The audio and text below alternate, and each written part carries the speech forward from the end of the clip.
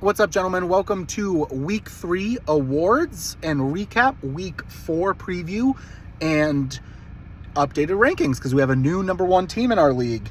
So let's get ready for it. Our first award goes to Borelli, and I'm giving Borelli the Undertaker meme.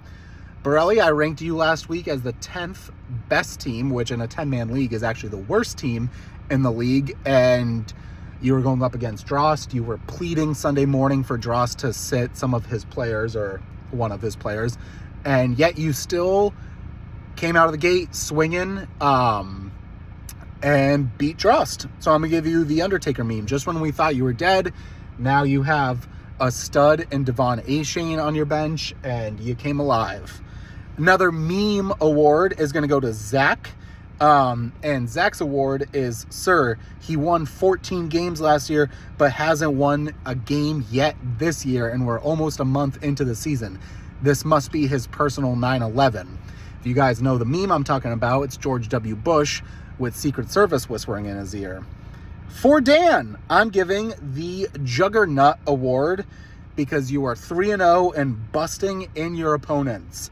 I'm also giving Dan the Patrick Ewing Theory Award because if you guys know or listen to the Podfather, Bill Simmons has a theory about Patrick Ewing that when a team has a great player and they're not living up to expectations, when they move on from that player and the team does better, that's called the Ewing Theory. So Dan, when you lost in the same week in a 3-day span, Nick Chubb and Trayvon Diggs, we thought we'd start to see the decline. But counterpoint, your team played out of its fucking mind, and you don't need Nick Chubb. You didn't need Trayvon Diggs.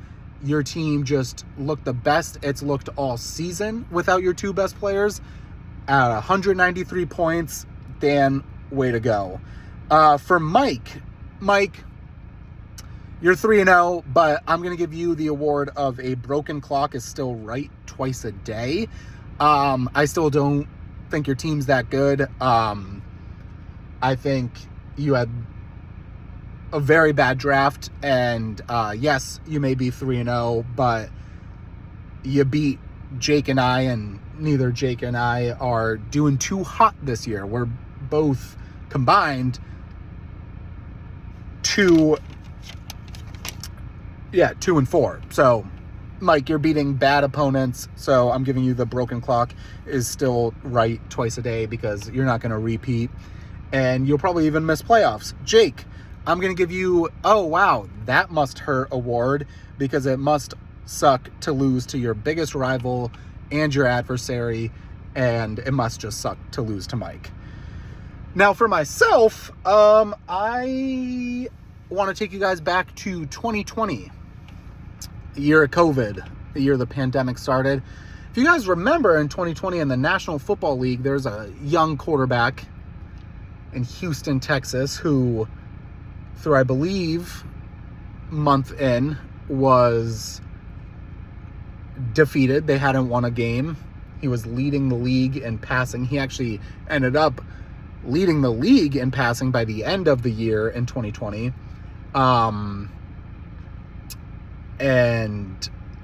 But the team sucked.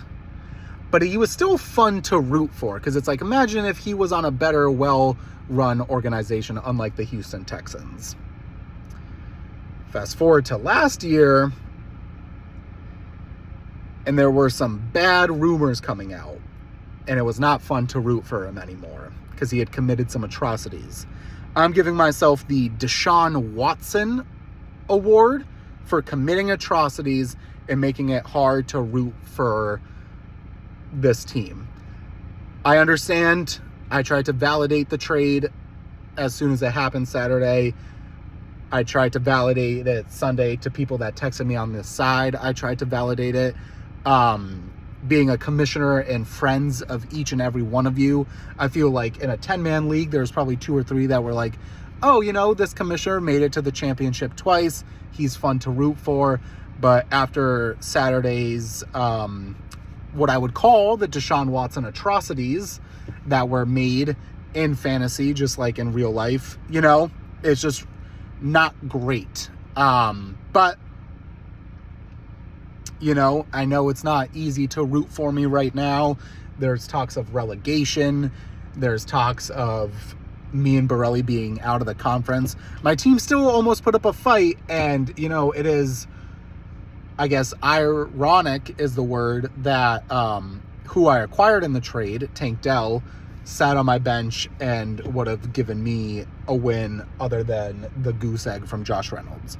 So the Deshaun Watson Award for once was a likable guy, easy to root for, now is just like, ugh, that guy sucks.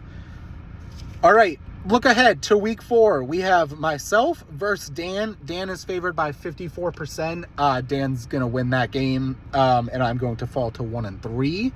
I just don't think I stand a chance against Dan's juggernaut of a team.